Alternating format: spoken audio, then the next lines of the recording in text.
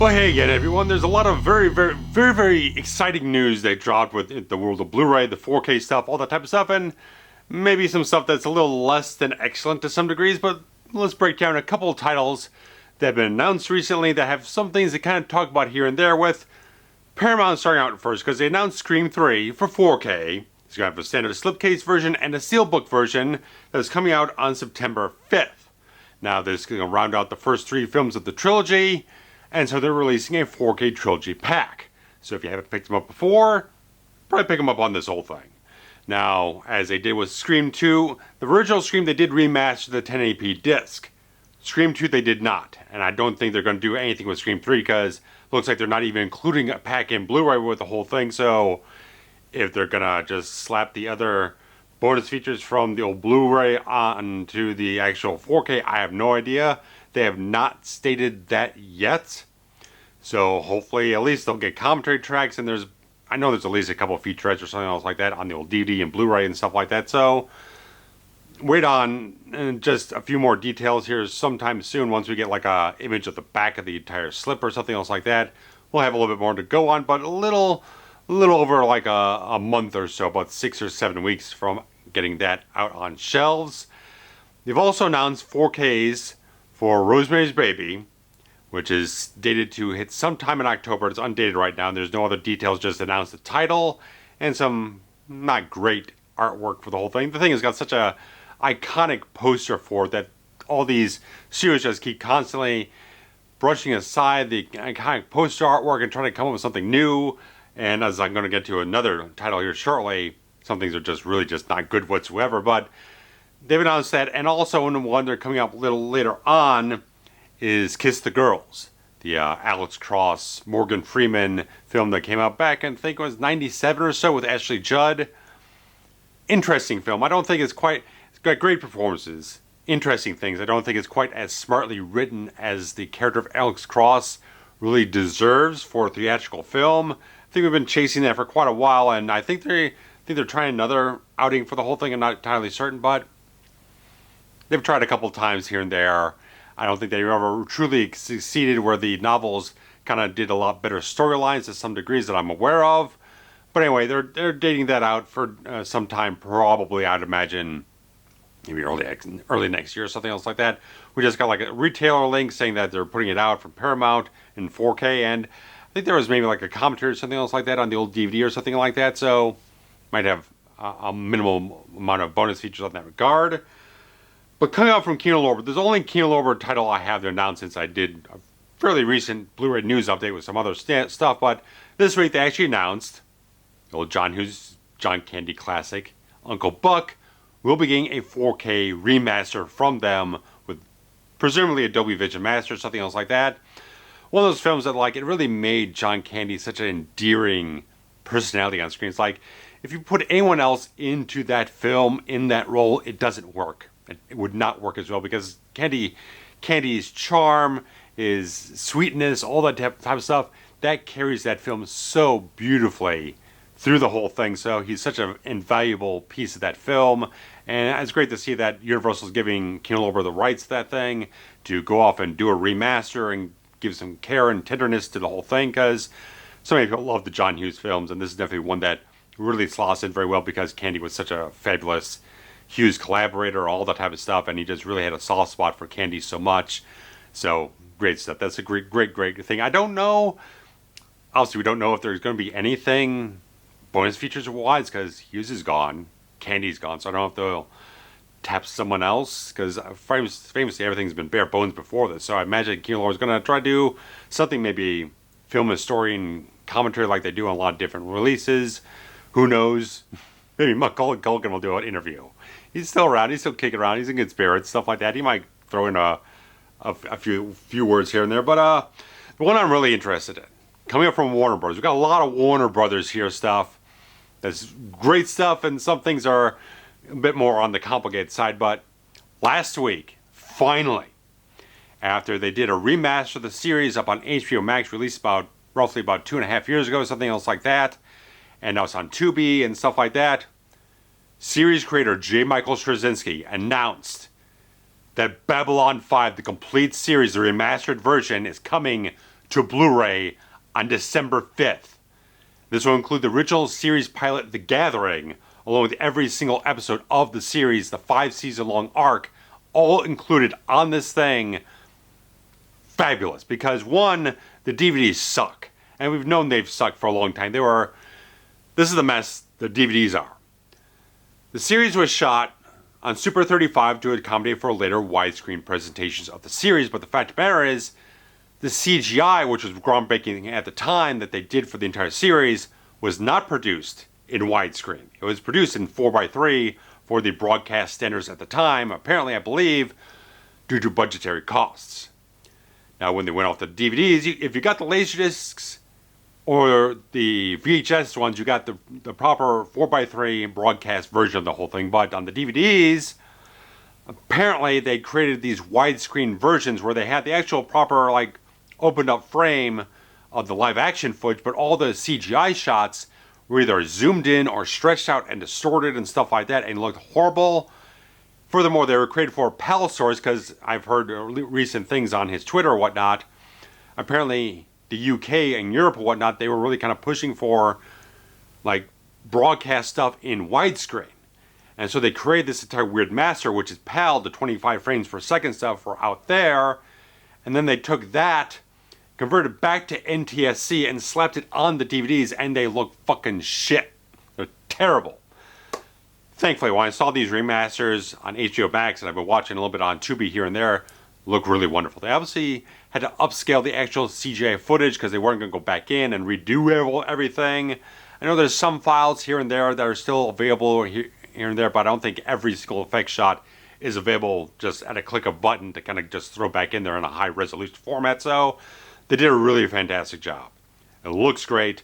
I think compared to how the CGI looks on these distorted, squeezed out, weird, friggin' stretched friggin' DVDs, they look really wonderful. They did a really nice job to upscale them and work with them as best they could to integrate with the HD scanned footage and stuff like that. I think it was scanned at 4K. That's the word going around, that they scanned all the negative footage in as 4K and then downsampled to HD and stuff like that. So here and there and everywhere, because Straczynski said they did provide film negative finished versions of each of the episodes to the studio or whatnot, or the network, whatnot at the time. So you can go on his Twitter. He talks ad nauseum about pretty much anything anyone will tweet him about.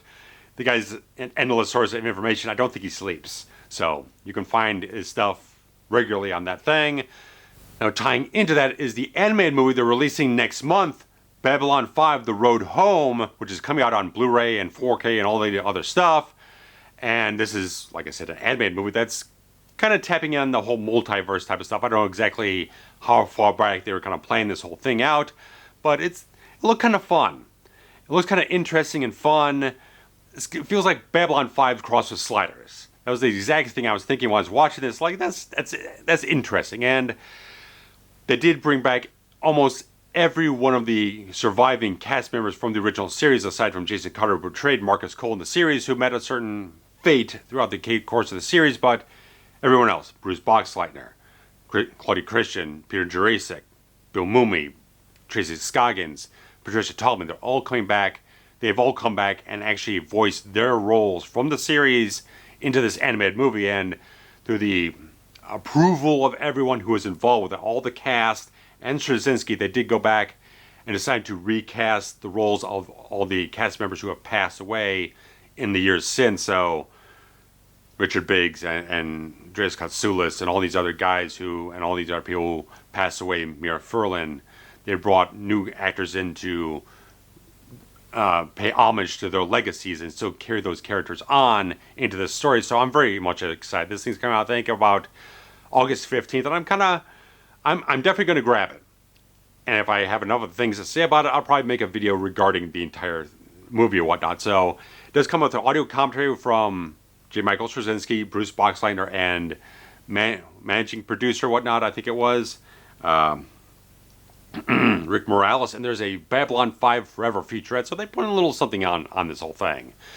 The unfortunate thing about the complete series is that all the commentary tracks are on the DVD releases, for whatever reason, are not being included on the Blu-ray set. So if you want to keep those commentaries, you have to keep the DVDs around to supplement what you don't have on the Blu-ray. So I don't know if they're including any other bonus features whatsoever. As far as I know, it all is just HD remasters with the original pilot movie included, and nothing else to my knowledge at this point in time until we hear more information. But that's all we've been given. He said what Straczynski was told is like, with all the other things we're doing on this thing, including the commentaries, is just not feasible. So I don't know if that's a rights issue of some kind they have to jump through, if there's some other technicality with the entire thing. I have no idea. He knows nothing more than what I just told you guys. So all this is just speculation of why not. But it's not like they, I don't know exactly how many commentaries, but it's not like they did commentaries for like the bulk of the season episodes or whatnot. But there's probably very strategic episodes to get those insights and thoughts or whatnot. So if you're that much of a stickler, keep your sets around from the DVDs and supplement with what we're getting with the HD remasters that have been out for a while, and we're finally getting them on physical disc. So I've been waiting and waiting and waiting for this since they premiered on HBO Max back in like 2021. Fantastic type of stuff. I'm very much excited because it's one of the best science fiction series ever created. Such a trailblazing, groundbreaking, standard-changing series, because there's this entire thing built up with a 5-year arc planned out from the beginning with various intricacies all over the place. There's stuff in the very first episode that ties into stuff that doesn't happen for like another 4 seasons or something like that. So fabulously well done with him. And there's still this hovering thing about doing a reboot series. Straczynski's had this sort of deal on hold with Warner Brothers and the CW, and the CW has been going through this change of being sold off and under new ownership, stuff like that. So it's been kind of swirling around in Nowheresville for a long, long time, but it's still something that's on the table, just not going anywhere right now, especially now with the SAG and writer's strike and stuff like that. So nothing's really moving on that regard. But it's the one thing that is like, if he gets the green light for that thing, it's going to be something that, how I would write Babylon 5 now if I create it now. He's not going to go back and particularly rehash old storylines. He's going to still have things that are familiar, but it's like just like a clean slate type of thing. How I would write it now, how I plot it now, how I do everything now. So it's not like just retreading the same ground. He's telling a refreshed story in that regard. So with all this stuff, with the animated movie and the series coming out on Blu-ray, hopefully that's a good sign that someone's at least interested to see him move forward on that project. But moving beyond that is our news about The Exorcist coming to 4K Blu-ray. Now, the unfortunate thing is the US is getting a little bit shafted here because it's going to be a damn near bare bones 4K set. It's going to have 2 4K discs, one with the theatrical cut and one with the extended director's cut. Each one will have the legacy commentaries from Blatty and Friedkin, and that's it. In the US, that's all you're getting. You get that and a steelbook version that's exclusive to Best Buy, so if you want that, you'll have to grab it very soon because those things usually sell out pretty fast.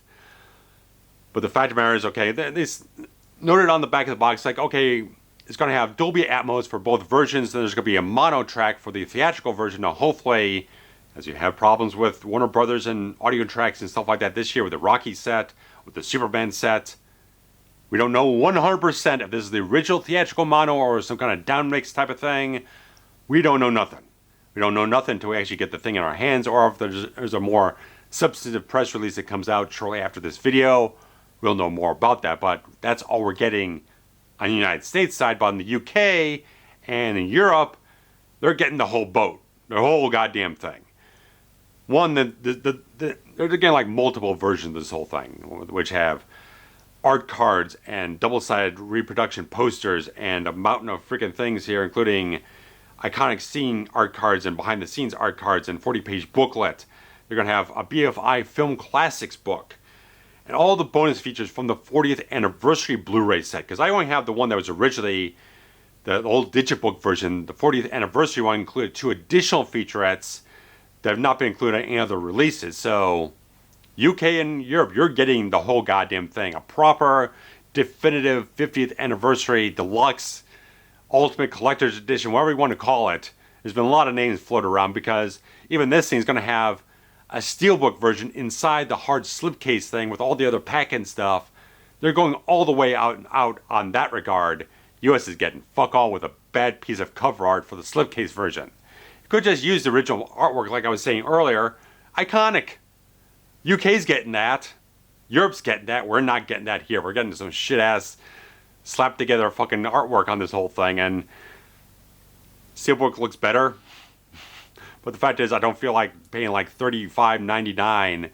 That strips away, doesn't include the additional bonus features that were included on the 40th anniversary set, and not including anything new aside from just the transfers. It just feels like it's a little much for me. If you're giving me the same thing they're giving out overseas, where I don't have those additional featurettes, I'd grab it. I'd fucking go for it. So it's the kind of a thing, and the back of the box does not mention Dolby Vision whatsoever. So it's getting Dolby Atmos, but not Dolby Vision. It'll be HDR10. Probably the digital copy getting the whole thing will have Dolby Vision like they usually do, which is annoying. So you're going to get the Dolby Vision version when you redeem the code usually. So that's just annoying. And it's kind of this. There's been some Warner Brothers 100th anniversary sets that have been getting very good reviews. A lot of the much older films, you like your Casablancas and Rebel Without a Cause, I think a lot of those have gotten very, very high marks. But when you look at, again, the Rocky set, which had a bunch of audio issues, which they're not correcting yet. They might correct it when they put out the full Rocky Creed set, which has been kind of rumored or whatnot. That's going to be coming out maybe November, December. We don't know if they're going to fix them for that. The Superman thing's been dead silence about the problems on that thing with the Atmos mix on Superman 4 and some other things here and there. Dead silence. They haven't said a damn word about the complaints about the entire set. So Lord knows. We really just don't know anything. So they could be doing a lot better work. This could have Dolby Vision. This could have all the bonus features. It could have the exact same set they're putting out overseas over here in the US and have an exact mirror type of thing, and people won't have to import stuff from there and move it over here when it's region free, here and there and everywhere. So it's just very complicated. And it's very unfortunate because it just feels like they've been trying to pump up this entire 100th anniversary thing, and they just kind of keep having these failures here and spotty here and there and everywhere. And this one definitely feels like it's the 50th anniversary. Its debut on 4K. You could go all out and do the very best definitive release you could, and they're not doing that here in the US. So it's really just pissing me off, I'll say that. Warner Bros. Is not doing the best work on things, and so it segues us a little bit into their Batman Mask of the Phantasm 4K, where the only bonus feature, despite being a respectful type of thing to have, they will have a Kevin Conroy tribute featurette on the disc. But that's it.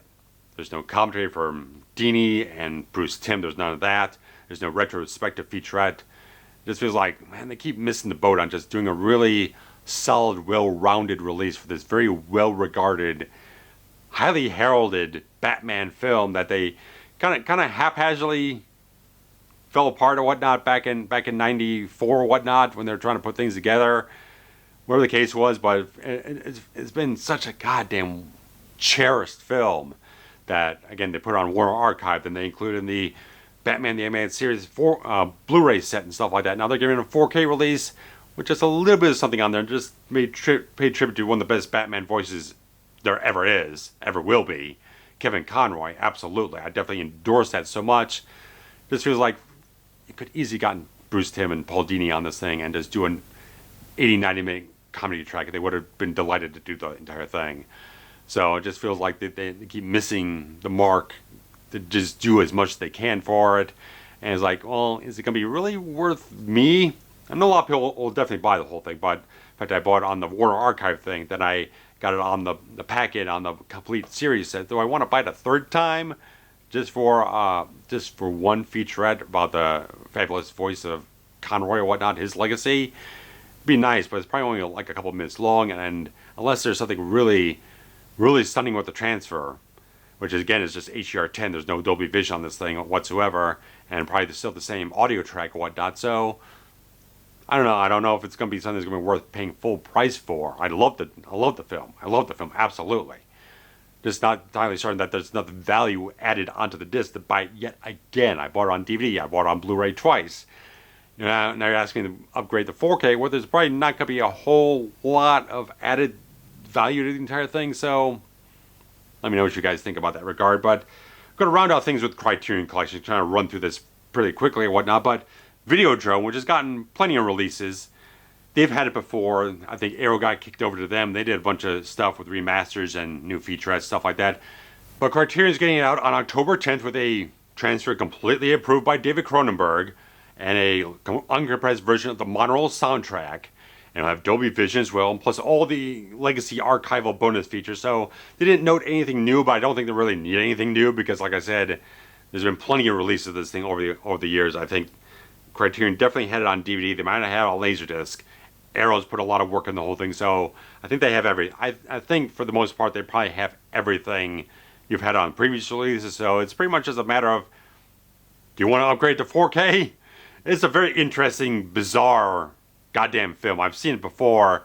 Not entirely my taste, but it definitely has Cronenberg written all over it for certain and stuff like that. But definitely worth grabbing if you're very much interested. And the more interesting thing I find here is that the Nicole Kidman starring film, The Others, is also going to Criterion in 4K on October 24th. Now, this has been a Dimension Miramax film. They've never licensed, as far as I know, they've never licensed anything out to Criterion before. Now, this is probably through the deal with the fact that Paramount owns about 49% of Miramax. They're a 49% stakeholder in the entire company and whatnot. So I think a lot of these sub-licensing deals are going out to Scream Factory and Vinegar Syndrome and some other places are going through Paramount out to these companies. And the fact that they got signed for freaking Criterion Collection is pretty impressive. So there's a lot of hope for some other particular Miramax Dimension film stuff that would definitely have it on a wish list on that regard. But they are having a new 4K digital restoration approved by the director.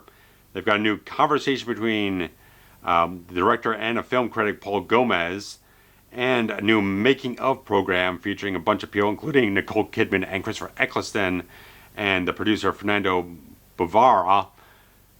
Just interesting, the fact that I've never seen this one. I've gotten this twist spoiled for me like 20 years ago, where in the hell it was, but that's impressive. We're getting, we need that Miramax vault definitely open up, and we're seeing that stuff. This stuff I reported on last time. The three Christopher Walken prophecy films going off in 4K to Vinegar Syndrome.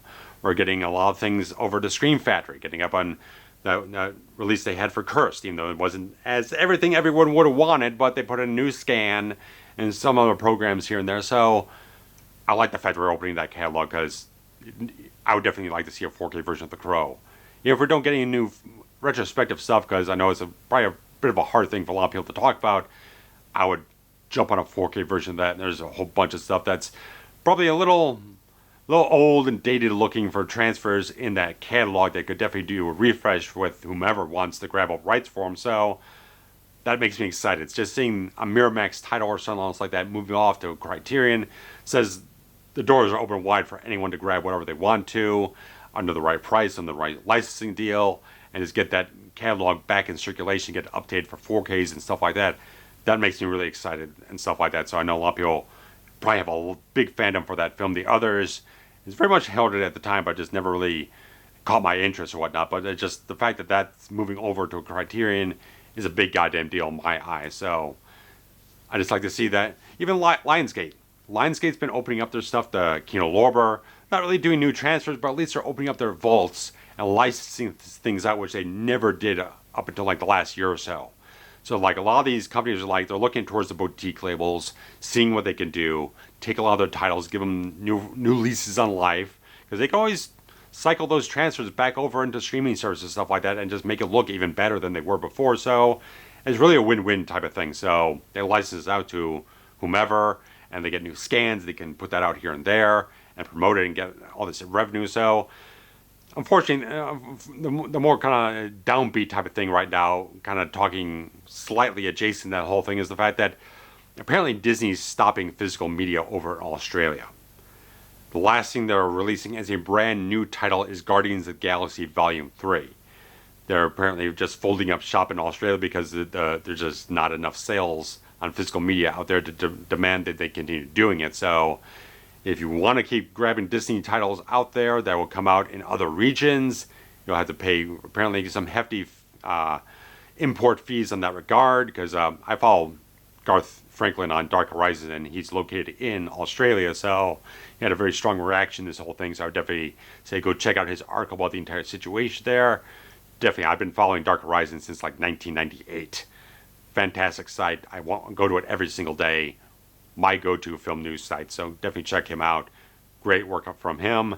But anything like that, it's just that's kind of a blow to certain things. It really kind of hurts and kind of dims the light a little bit on certain areas of the physical media format stuff. But the fact that we do have a lot of other studios who are actively licensing things out to other companies to see them through, to get them out in the world, that's a very positive type of thing. So we have a little bit of a negative on that thing, but there's a lot of other positives where more film libraries are being opened up to licensors and stuff like that. So try to focus on that and see where things go in that regard. So thanks guys so much for watching this Blu-ray news update. I'll be back with some other stuff soon. I won't get too belabored about the whole thing, but the video I had been working on for the retro video series got really daunting. It got very, very bogged down. I was getting very frustrated with the entire thing, going through editing. It was really just not working out for me. I was just having a very tough time just making progress with the entire thing in editing. I just had to got to a point where I just had to shut the thing down. So this entire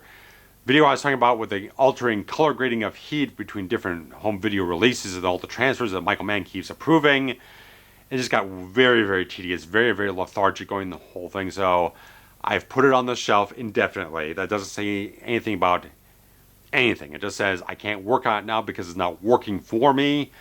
I need to go back at a later time when I've got a fresh mind. I'm not belabored about the whole thing and approach it a different way. I shot the thing twice and it's still not working for me. So there's something just inherently difficult about expressing this sort of topic in this format. So I'm just gonna give it more time to work on it. So I'm going to be moving over to a potential forever horror movie review soon. So guys, once I actually grab the disc I need in my hands, I'll post things on social media to let you know more about it. But guys, thanks so much for checking things out. Support the channel on Patreon, here on the Super Things feature on YouTube, and like, comment, subscribe, all the type of stuff, and of course sharing the links around of any video you like to get more people involved with this entire thing helps out immensely. So more interaction with the video, more people watch it for longer periods of time, it makes this entire channel grow and expand and really just adds so much more to it that allows me to do more with it to get more stuff out to you guys. So guys, thanks so much. Take care. Bye-bye.